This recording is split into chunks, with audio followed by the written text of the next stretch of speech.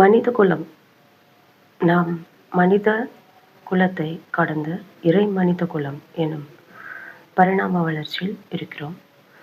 குரங்கு வரைக்கும் பரிணாம வளர்ச்சி, evolutionary ladder, both in terms of dimensions, it happened on its own through God. But for a man, நான் ஒரு மனிதன் என்பவன், நான் ஒரு இறை மனித குலத்தை வண்டி மயிரெல்லாம் ஸ்டார்ட் பண்ணுவாங்க.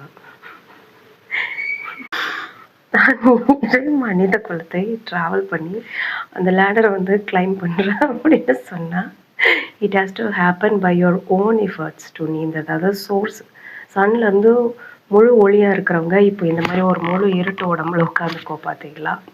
It's our effort to